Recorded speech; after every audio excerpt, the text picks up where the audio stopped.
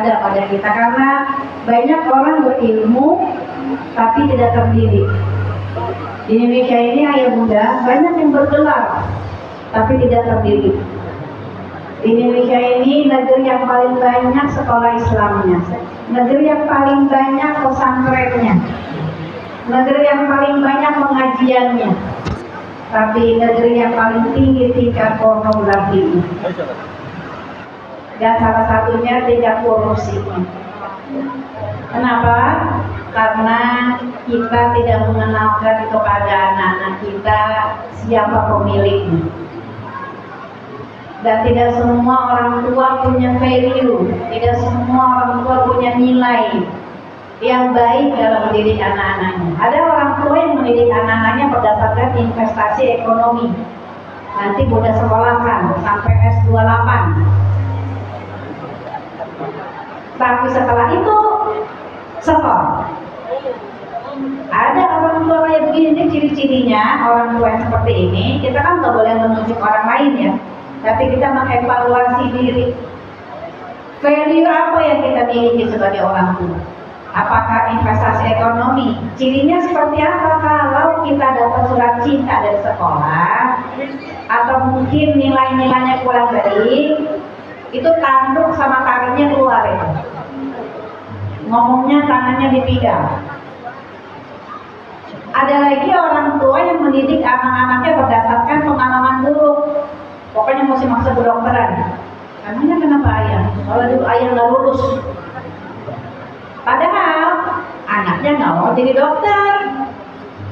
Anaknya mau jadi pengusaha. Atau anaknya pengen jadi artis. Boleh nggak Pak? Boleh Bu? Boleh, asal artis yang Islami, bukan yang jahili. Nggak mau jadi artis, maunya jadi dokter. Boleh nggak jadi dokter Bu? Boleh, asal dokter yang Islami, jangan dokter yang jahili. Ada nggak dokter yang jahili? Biasanya yang nunjuk 4 jari itu ke tangannya loh. Mas, hati-hati. Mau nunjuk 5 jari ke depan juga tetap aja lebih banyak salahnya kita. Jadi kalau kita mau lihat siapa diri kita, lihat teman-teman kita. Jadi apapun profesi yang diinginkan oleh anak-anak kita, dukung, doakan, fasilitasi. Kalau kita tidak mampu, nanti yang memilikinya yang memampukan kalau kita jadi orang tua yang bertakwa. Jadi semua masalah dalam kehidupan, dalam pengasuhan, dalam pendidikan, semua masalah ada solusinya. Di sini ada nggak yang nggak punya masalah? Ada nggak anak-anak bunda yang nggak punya masalah? Ada? Nggak ada ya, ibu-ibunya ada. Banyak ya Bu ya, kelihatan dari tampang-tampangnya penuh masalah ini. Tapi walaupun penuh masalah, senyumnya sumringah. Kenapa? Karena kita punya solusi.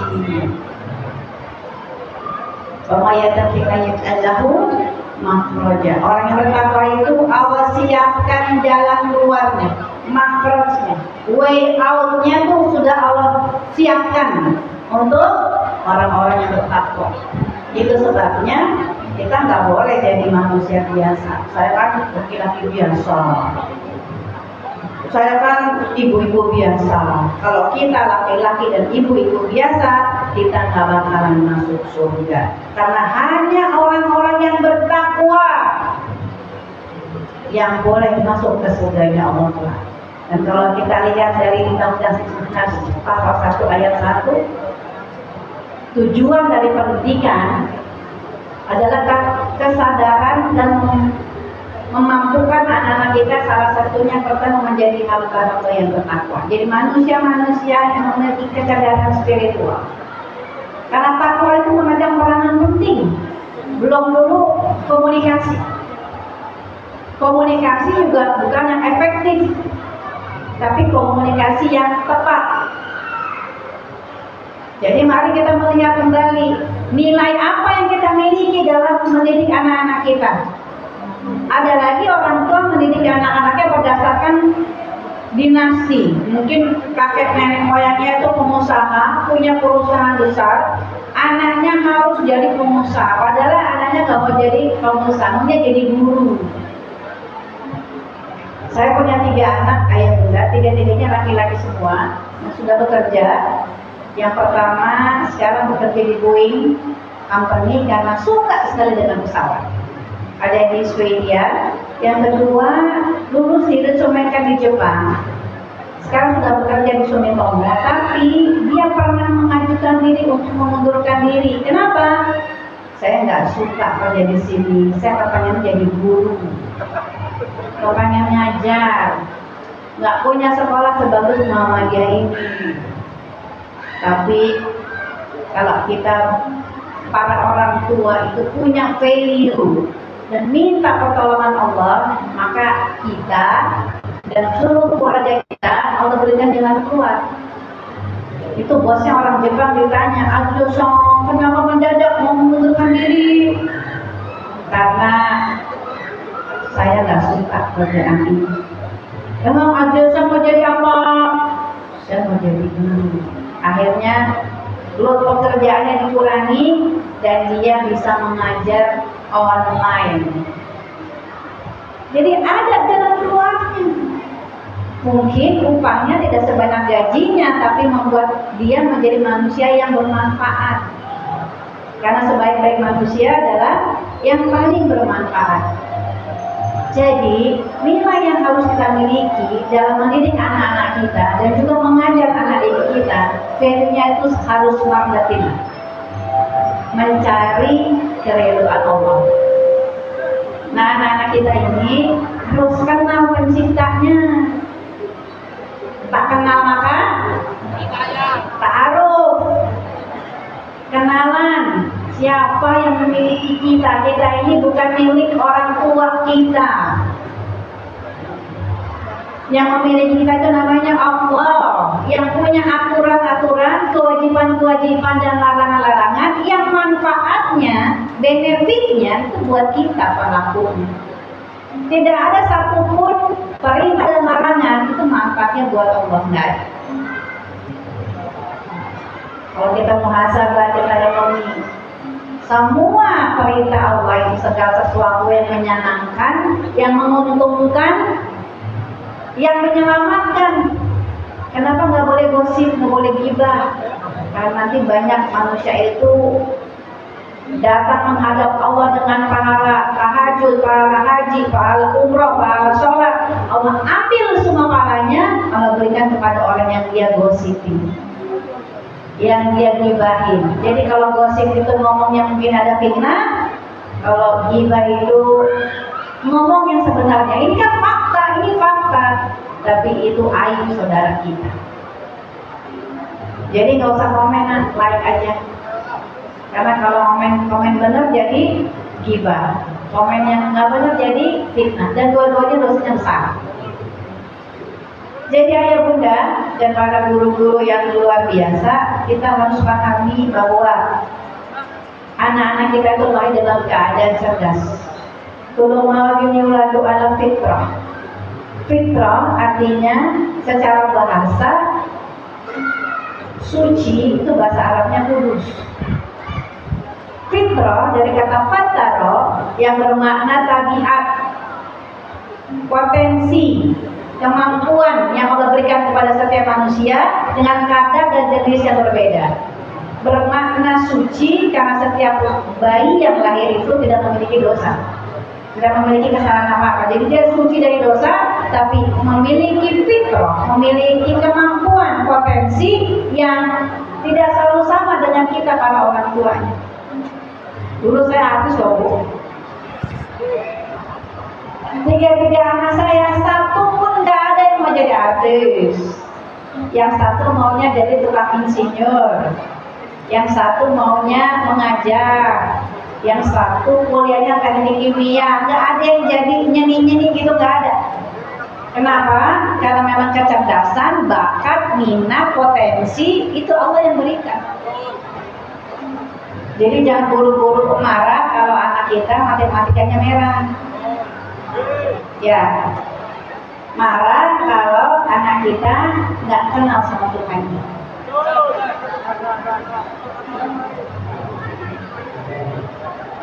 Tadi yang bilang betul siapa? Siapa coba berdiri? Sini nak. Oh, ibu pengen tanya, bunda pengen tanya. Sini. Ayo, jalan kaki harus berani. Ada mic nggak bu? Ada mic lagi pak? Boleh kasih pinjam tangannya calon pemimpin ini. Ini siapa namanya nak? Yang berani mempertanggungjawabkan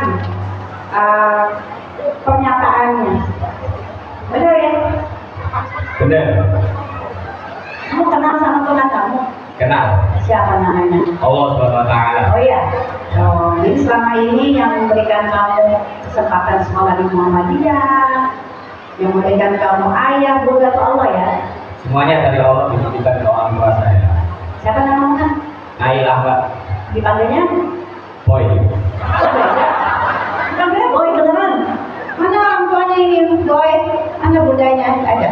Gak ada yang ngambil. Kemana? Lagi keluar kota. Aku lagi keluar Iya. kota. Ayahnya juga lagi keluar kota. Ya, dua-duanya, papa sama mama. Kamu punya adik, punya kakak? Punya kakak, punya adik, dua-dua. Dua-dua. Iya. Siapa yang liatin? Apa? Yang liatin kalian bertiga siapa? Yang ngeliatin maksudnya? Kan ayah bundamu pergi keluar kota. Oh, Ya. di rumah ada kakak yang jaga adik. Oh gitu. Ya, adik-adik juga sekolah semua. Semua sekolah. Iya. Terus ayah bundanya pulangnya kapan? Besok, Oh perginya kapan?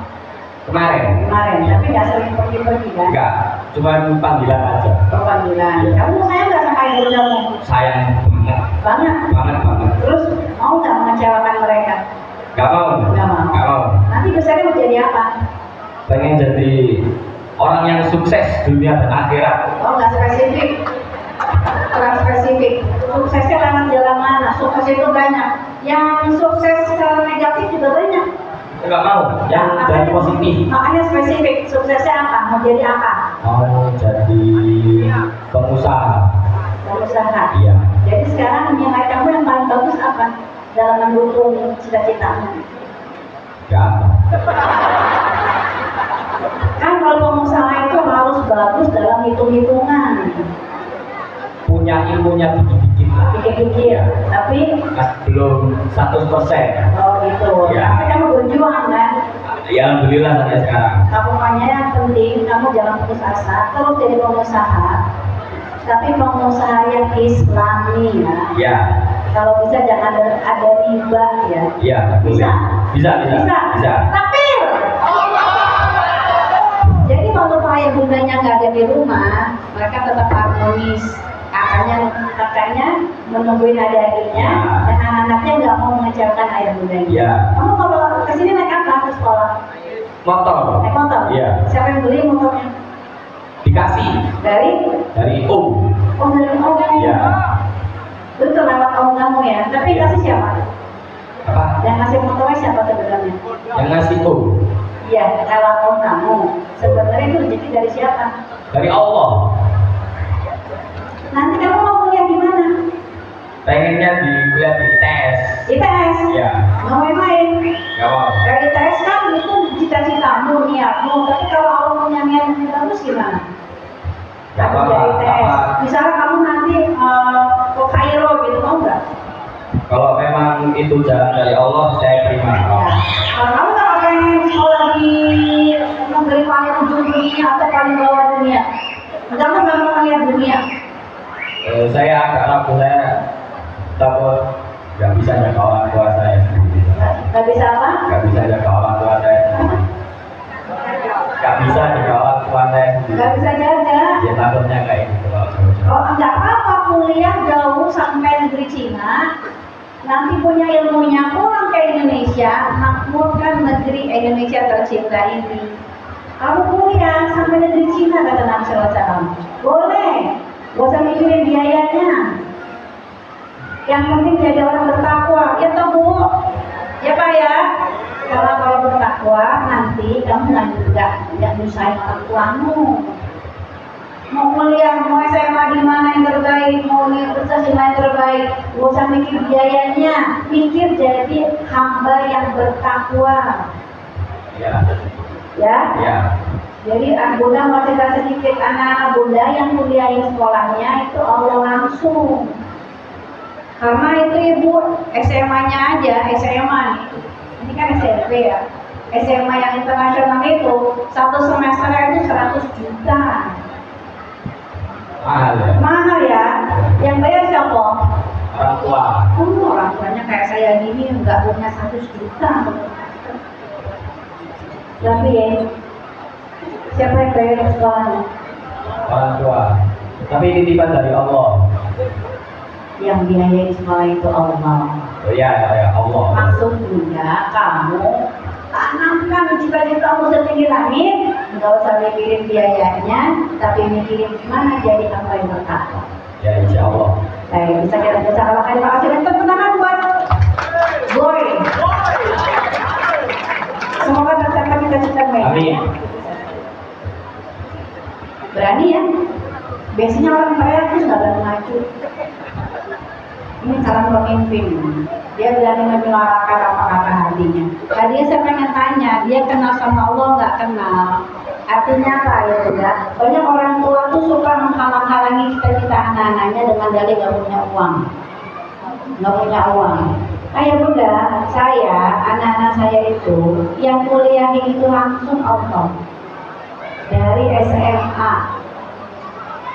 Kecuali yang paling kecil itu kuliahnya di UI negeri itu dimudahkan sama Allah. Tapi yang ada di Swedia, yang ada di Jepang itu biasiswanya tuh biasiswa yang benar-benar wayar zuhuri haisu lain.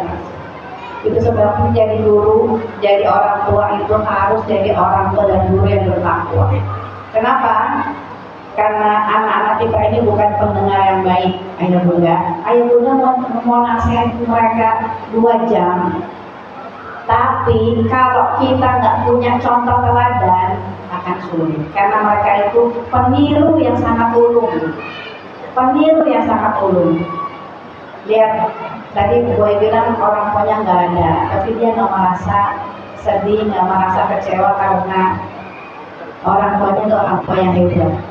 Yang perginya itu untuk kesejahteraan keluarga.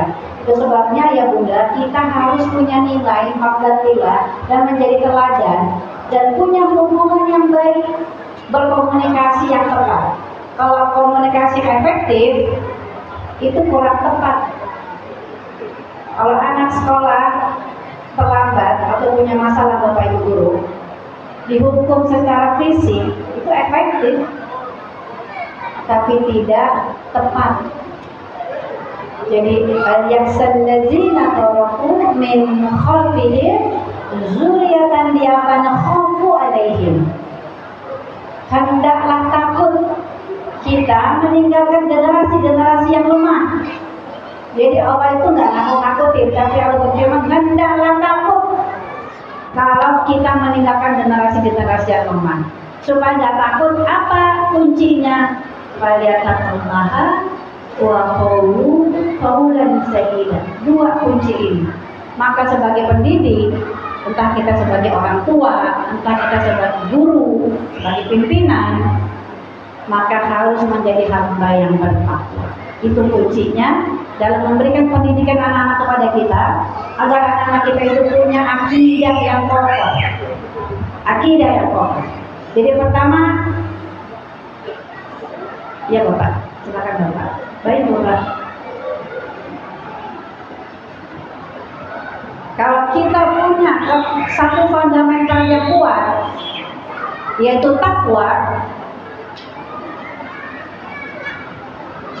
maka seluruh ujian-ujian yang kita hadapi itu menjadi memiliki jalan keluar. Karena memang kita di hidup ini memang peserta ujian. Allazi khalaqal mauta wal hayata liyabluwakum ayyukum ahsanu amal. Allah yang menciptakan kematian dan kehidupan. Untuk apa Bapak? Untuk diuji. Siapa yang paling bagus amalnya? Jadi memang keberadaan kita di bumi ini adalah peserta ujian. Jadi yang diuji bukan yang anak kita di sekolah, Tapi kita sebagai orang tua, sebagai pendidik, memang diciptakan untuk diuji. Dan kita nggak pernah bisa meminta soal-soal ujian. Tapi yang bisa kita lakukan, memilih jawaban-jawaban dari soal-soal ujian yang Allah berikan. Jadi sama Pak, kayak kita di sekolah itu, sebagai manusia, sebagai hamba Allah. Barang siapa yang mau lulus ujian, maka hendaknya dia rajin belajar. Jadi kalau dulu kita kan, kalau sekolah, misalnya dulu kita bilang, anak-anak, besok kita ulangan apa yang pelajaran paling gila? Matematika biasanya. Matematika ya. Pasti kan tadi malamnya kita belajar supaya kita bisa menjawab soal-soal ujiannya. Nggak mungkin kita nonton drakor. Besok paginya ketika kita melihat soal-soal ujian, soal-soalnya seperti yang kita latih tadi malam. Jadi kira-kira kita panas dingin atau tersenyum? Panas dingin kalau nggak belajar. Kalau belajar, senyum. Dia tahu jawabannya. Monggo Pak.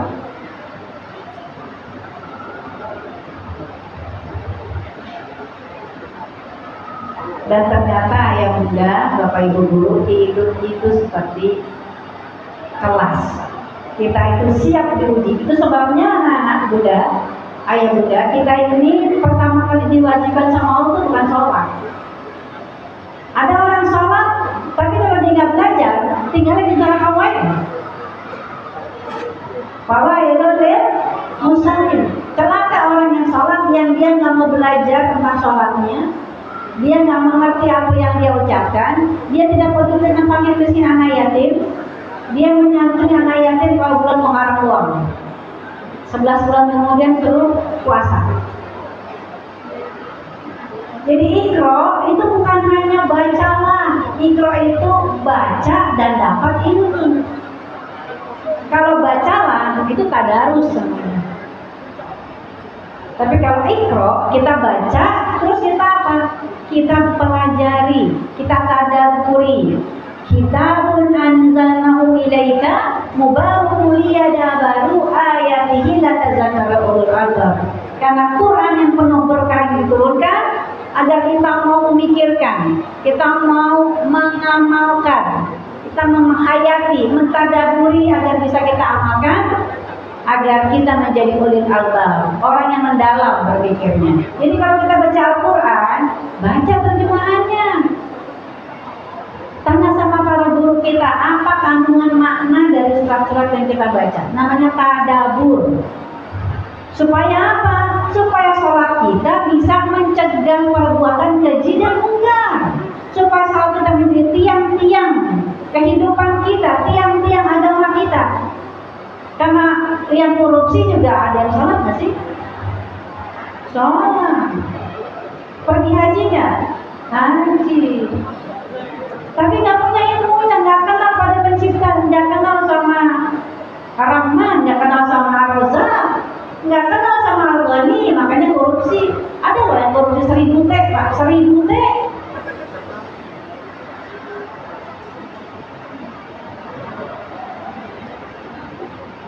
Bergelar nggak?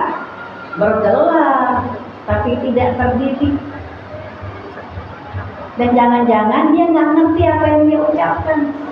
Ya ayyuhallazina amanu wa la taqrabus sholata wa antum sukara hatta ta'lamu ma taqulun. Wahai orang-orang yang beriman, jangan deketin sholat sampai kamu ngerti apa yang kamu ucapkan.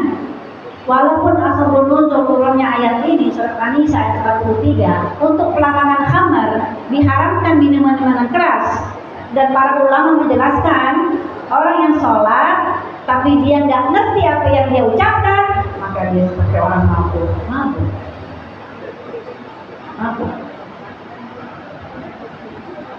Jadi hal pertama yang harus kita miliki dalam menjalankan amanah kita mengajar, mendidik anak-anak kita, membersamai mereka menjadi pribadi-pribadi yang bertakwa. Jadilah orang tua dan pengajar yang bertakwa. Kemudian kaulan sadid, punya kemampuan berkomunikasi. Ayah bunda, komunikasi ini sangat penting dalam kehidupan kita. Dan Al-Quran mengajarkan kepada kita ada gaya-gaya komunikasi. Kalau komunikasi sama orang tua itu ngomongnya nggak cukup perkataan yang baik. Kita tidak cukup berkata-kata dengan orang tua kita kaulan ma'rufan, tidak cukup. Tapi Allah minta kita, wajibkan kita untuk kaulan kariman, berkata-kata yang mulia. Kalau dengan kolega, dengan pasangan kita, kaulan ma'rufan. Tapi ngomong sama anak-anak kita, ngomong sama murid-murid kita, itu kaulan layyin, gaya komunikasi yang penuh cinta. Dan Al-Quran mengabadikan kepada kita, ada kurikulumnya. Sebagai orang tua, kita harus tahu kurikulum mendidik anak-anak kita. Kalau kita tidak mentadabburinya, maka sulit kita mendidik mereka. Dan karena kita nggak bisa mendidik anak-anak kita nggak bisa ngajar anak-anak kita sebagaimana kita dulu belajar, sebagaimana kita dididik orang tua kita dahulu. Karena zamannya sudah beda. Sekarang zaman now. Kalau dulu kan, kalau kita guru ngaji kita datang, kita masih naik sepeda, bisa biru-biru kaki kita ya. Ibu tuh sayang sama kamu gitu ya. Tapi sekarang, apalagi jadi guru, wah nggak bisa. Bisa dilaporkan itu. Perbuatan tidak menyenangkan. Maka Rasulullah SAW sudah menanyakan kepada kita, didik anakmu sesuai dengan zamannya dan minta pertolongan Allah. Sepanjang apapun jabatan dan gelar kita, kalau nggak ditolong sama Allah, sulit. Karena jadi guru yang bertakwa sebulan, setahun gampang. Jadi orang tua yang bertakwa sebulan, setahun gampang. Tapi istiqomah dalam kesalehan, dalam ketakwaan, kita butuh pertolongan Allah. Butuh pertolongan. Untuk mau mengamalkan, berkomunikasi sebagaimana Allah ajarkan kepada kita. Dan punya hubungan yang baik antara kita, orang tua, dan pihak sekolah. Karena sekolah adalah mitra yang membantu kita. Kita nggak punya ilmu setinggi para guru-guru anak-anak kita. Kita menginginkan anak-anak kita memiliki pendidikan yang terbaik.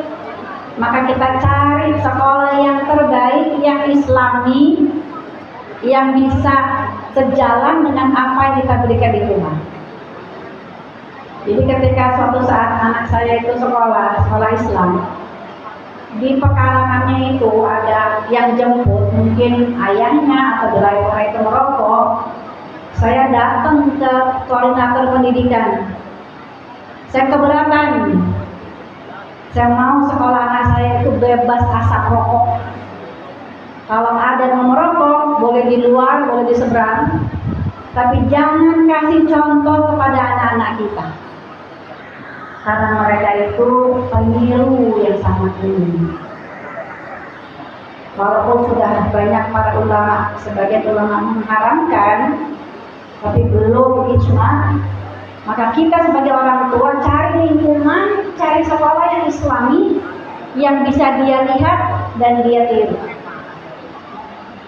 Makanya harus punya hubungan yang kental seperti bagian dari keluarga kita.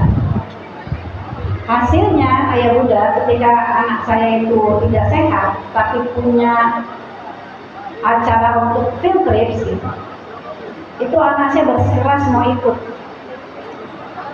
Dan saya bisa berhubungan langsung dengan gurunya. Saya punya nomor HP-nya, saya tanya, saya datang ke sekolah.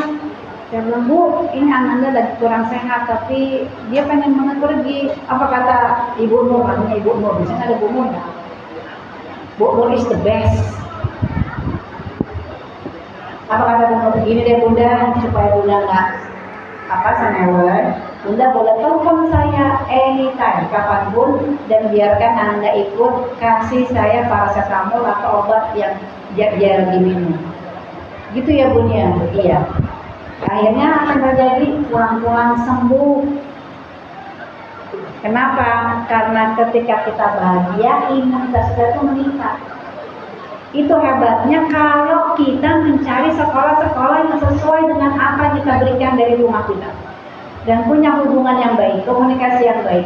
Dan ketika ada sesuatu yang tidak berkenan dengan cita-cita dan pendidikan anak-anak kita, kita bisa sampaikan kepada koordinator pendidikan. Dan Bu, saya nggak melarang orang-orang merokok, tapi saya keberatan kalau Ananda harus melihat orang dewasa itu merokok. Jadi kalau mau, jangan di halaman perkarangan sekolah. Mau itu guru, mau itu orang tua, mau itu pengantar penjemput, supaya anak-anak kami punya contoh teladan yang baik.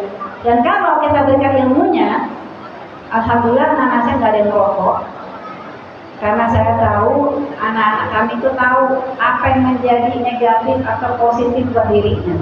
Kalau dia memasukkan asap ke dalam dirinya, akan terjadi polusi dalam paru-parunya. Kalau ada polusi dalam paru-parunya, akan menghalangi cita-cita dia untuk menjadi apa yang dia inginkan. Dan dalam surat Al-Baqarah surat 2 ayat 197, Allah ingatkan kepada kita, jangan jatuhkan diri kepada kebinasaan. Kan kalau di kotak-kotak rokok itu ada ya, merokok membahayakan, menimbulkan penyakit jantung dan segalanya. Sudah ada, sudah dicetak walaupun kecil. Tapi ternyata kita nggak bisa meninggalkan anak kita sendirian. Kita harus melindungi mereka. Dan pihak sekolah harus mendukung. Itu manfaatnya kita punya hubungan yang baik, sekolah yang terbaik. Dan saya itu dari keluarga Muhammadiyah ya. Jadi kakek saya itu salah satu pendiri Muhammadiyah di Sumatera Utara, Profesor Tegus. Jadi kami itu keluarga ya, kental ke Muhammadiyahannya. Jadi hanya berfokus kepada yang sunnah, yang Rasulullah contohkan kepada kita. Tapi konsekuen, ya jangan hanya satu ayat tapi meninggalkan ayat yang lain. Kan ada juga kan misalnya kalau poligaminya dia seperti Rasulullah, tapi akhlaknya sifatnya belum gitu. Padahal kalau kita melihat sejarahnya, Rasulullah SAW itu dengan Ummu Khadijah itu monogami. Jadi apapun yang datang dari Rasulullah, kita berusaha hidupkan. Anak-anak kita perkenalkan, ya, makan pakai tangan kanan. Kalau bisa jangan berjalan, jangan berdiri. Kalau nggak ada tempat duduk, cari yang bisa duduk. Bahkan ketika anak saya itu tidak, yang paling dekat anak saya itu tidak. Nah, karena dia sunnah hadisnya Syafi'i, saya bimbing, saya latih dia untuk makan pakai tangan kanan. Kalau nulis pakai kiri. Nulis, olahraga pakai kiri. Tapi makan tuh awal-awalnya dua tangan Bunda. Tapi alhamdulillah sekarang makan pakai tangan kanan. Kalau nulis, yang aktivitas yang lainnya pakai tangan kiri. Orang dia tidak. Ya, jadi tidak ada yang sunnah, tidak ada yang salah dalam sunnah. Ada orang yang mengatakan, oh itu kan memang dia lebih kuat ke kiri. Ya, untuk yang lainnya, tapi tidak untuk yang dicontohkan Rasulullah pada kita. Itulah hebatnya kalau kita benar-benar belajar sunnah dan pasti mencari sekolah-sekolah yang bisa mendukung apa yang kita berikan kepada anak-anak kita di rumah. Dan yang terpenting saling mengisi, saling menerima. Jangan dari orang tua mau anak saya harus begini, anak saya begini, nggak bisa. Dan juga dari pihak sekolah, ini peraturannya begini, nggak apa-apa di sekolah ini kalau merokok, terus harus cari jalan keluar. Dan demi keselamatan dan keberpihakan kepada anak-anak didik kita. Nah insya Allah kalau dua kunci ini kita miliki, ketakwaan dan kemampuan berkomunikasi yang kaulan sadida, dalam surat An-Nisa ini Allah pilihkan gaya komunikasi yang sadid. Tadi itu apa? Dia benar isinya, tapi juga benar menyampaikan. Jadi jangan pernah membanding-bandingkan anak-anak kita Bunda dengan temannya. Walaupun mungkin jenis kelaminnya sama, mungkin namanya sama-sama namanya Rudi. Yang satu namanya Rudi Khairuddin, yang satu namanya Rudi Habibi, yang satu senangnya seni memasak, yang satu seni menghitung. Makanya hasilnya beda. Pinteran mana Pak? Pinteran siapa nak? Rudi Habibi atau Rudi Khairuddin? Coba Bu. Sama foto. Pak Kuliah kan nggak bisa bikin pecel. Bisa tapi insya Allah kurang enak. Seenak pixelnya Budi Herudi. Artinya nak sama cerdasnya, karena setiap manusia itu cerdasnya beda. Beda lagi dengan Rudi Hartono. Bulu tangkis, jangan suruh bikin pecel. Insya Allah nggak enak. Jadi anak-anak tuh Pak, Bu, jangan dimarahin kalau dia tuh gaya sekolahnya tuh gaya belajarnya sa'i, tawaf. Mungkin dia kinesis jasmaninya lebih dominan daripada alimnya, daripada mental teroris. Jadi ada 99 kecerdasan dari Allah yang kita akan nama-nama Allah yang agung. Kalau Allah jatuh 28 multiple intelligence. Kalau Al-Quran mengatakan kepada kita ada 99 kecerdasan yang Allah berikan kepada setiap manusia dengan kadar dan jenis yang berbeda. Anak saya yang kedua itu macamnya matematika ya, tapi nggak suka angkat. Sukanya ngajar, sukanya berorganisasi. Makanya kuliahnya social science. Waktu SMA penjuruan masuknya IPS. Terus saya dengar ada ibu bilang, ya anak kita IPS. So masalah Allah. Masa semuanya harus jadi insinyur? Yang di lawyer nanti siapa? Yang jadi belajar ekonomi syariah siapa? Ya kan yang jadi main sinetron siapa? Al-Jamil yang lebih dominan, kecerdasan seninya lebih tinggi daripada lebih berdominan daripada kecerdasan yang lain. Jadi orang tua khususnya harus intip, harus lihat dominan apa, kecerdasan apa yang dimiliki anak-anak kita. Karena kita nggak boleh ya menjadikan anak-anak kita sesuai dengan pengalaman buruk. Harus sesuai dengan fitrahnya, dengan bantuan sekolah yang terbaik dan lingkungan yang terbaik. Karena 3 anak kita dibentuk dari orang tua, dari sekolah, dan dari lingkungan. Bahkan Rasulullah SAW mengingatkan kepada kita, cari teman tuh pilih-pilih. Ya nak ya. Nah, woi. Cari teman yang soleh ya. Ya, soleh semua ya. Masya Allah. Itu rezeki. Tahu nggak? Ada anak muda ya. Kalau kita punya teman soleh semua, tandanya ciri-ciri orang yang beruntung gitu. Ya muda ya, dan dukung fasilitasi di rumah saya itu kalau pulang sekolah ada 7 orang, 9 orang tuh Pak. Nginap kadang-kadang. Ya, saya senang. Sampai bikin musola sendiri buat mereka. Kenapa? Daripada kalian ke jalan, dengan di rumah kita fasilitasi. Jadi orang tua yang asik, nggak cukup jadi orang tua yang soleh. Yang soleh tapi yang asik. Artinya apa? Artinya mampu mengamalkan kesolehan yang kita miliki. Ya mudah-mudahan dengan pertolongan Allah kita jadikan anak-anak menjadi pemimpin bangsa yang akan menjadikan negeri Indonesia negeri baldatun khairatun dan ghafur. Amin. Dan mudah-mudahan saya termasuk di dalamnya. Tetapi kita nggak bisa mengirim, Bu, saya ini bertakwa loh dari itu udah ngaji. Kan saya cucunya pakai puspan di Muhammadiyah. Orang iso. Gak bisa kita bilang kita ini sering puasa, sering sholat, kita bertakwa, nggak bisa. Sebelum kita mengamalkan apa ciri-ciri orang bertakwa yang Allah gambarkan di dalam surah Al-Imran ayat 34.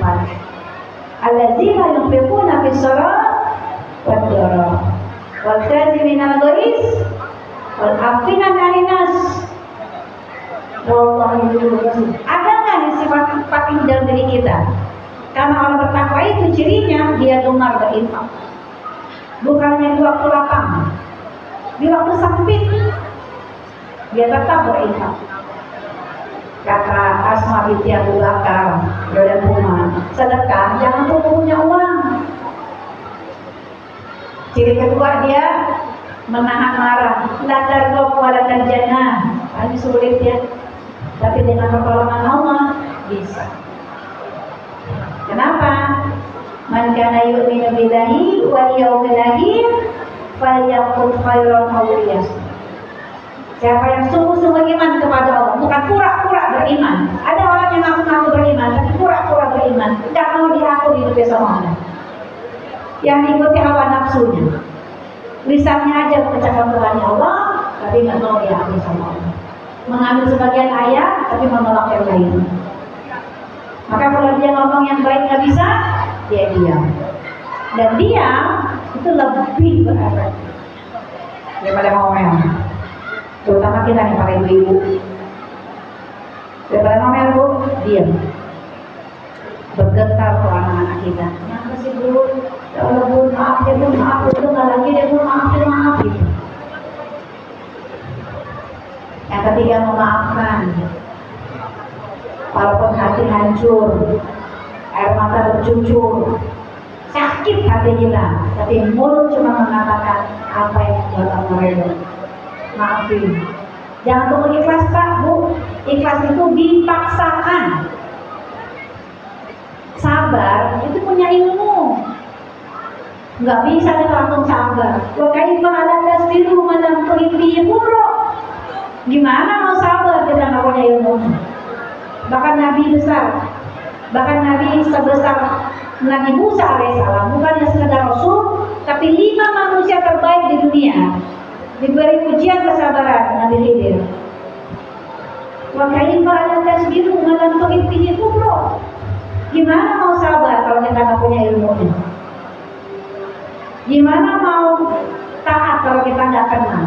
Gimana kalau kita mau sedekah kalau kita nggak kenal Ar-Razzaq Al-Ghani? Pasti takir. Karena manusia itu sangat cinta kepada harta. Dan kalau dia punya 2 lembah emas, dia mau lembah yang ketiga.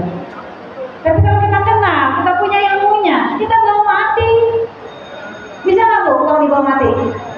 Bisa, bisa banget. Tas kerudung itu jadi usang.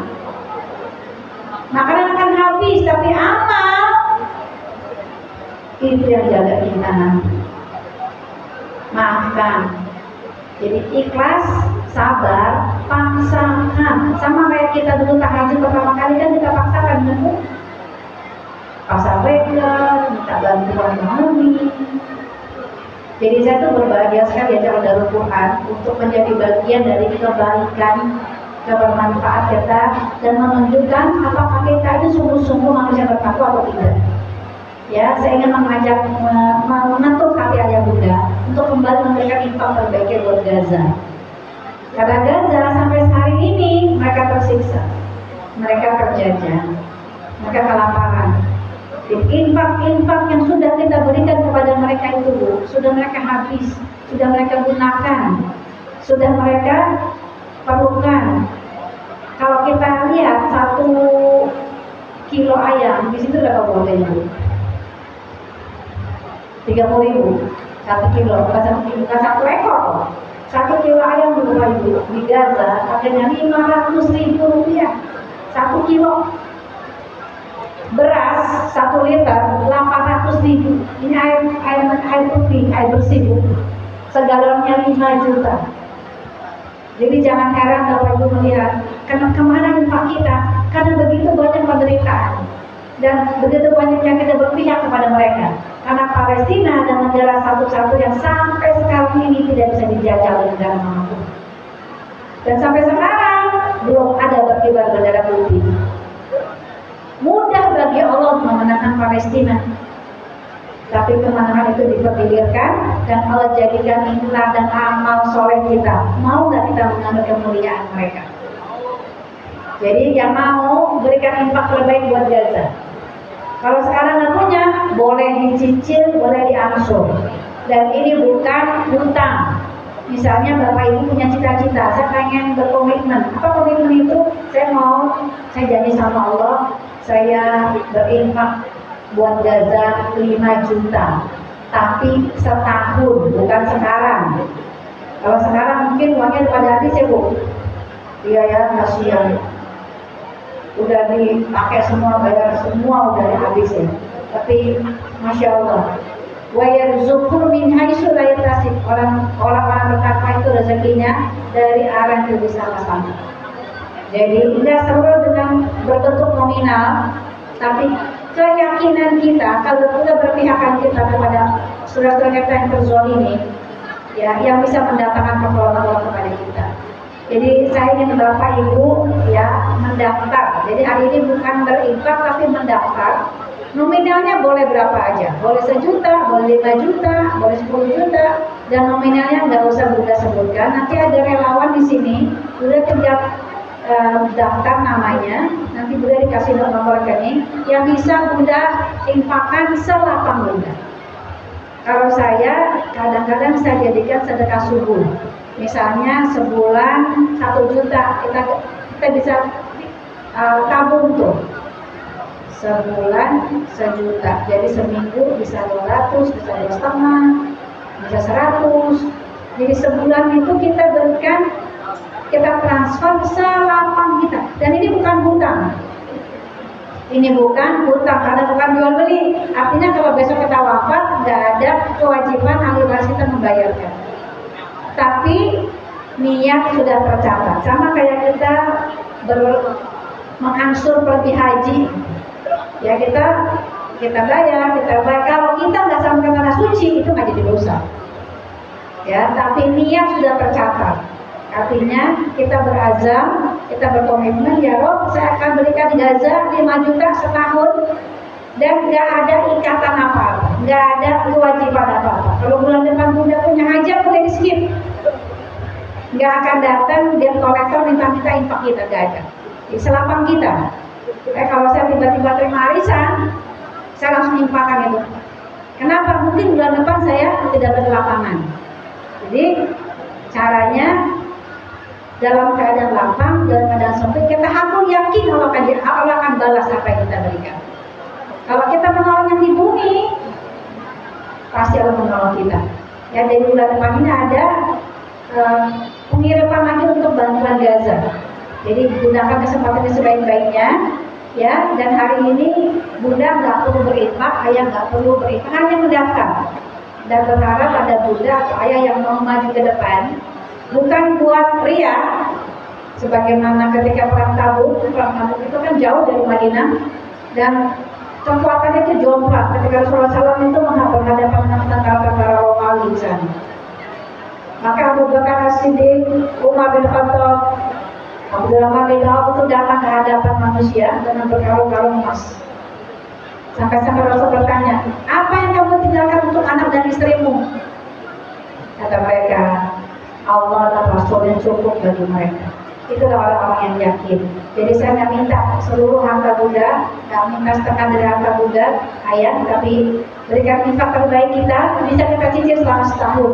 Karena kita membantu mereka sampai Palestina merdeka. Setuju Bu? Setuju Pak? Kita bantu Palestina sampai mereka merdeka. Jadi saya berharap ada ayah bunda yang mau maju ke depan buat menjadi contoh, ya, penyemangat dakwah bilhal namanya. Dakwah itu dengan amal, bukan dengan ajakan tapi dengan amal. Kalau bunda atau ayah maju ke depan, amalnya lihat. Kalau ayah bisa, saya pasti bisa. Ya, ada yang berkenan buat Gaza, berkomitmen, bunda berani maju ke depan, Bu? Maju, Bu. Takbir! Mungkin ini baru pertama kali ya, Bunda sedekah di hadapan orang-orang. Biasanya kan, Bunda mau naik,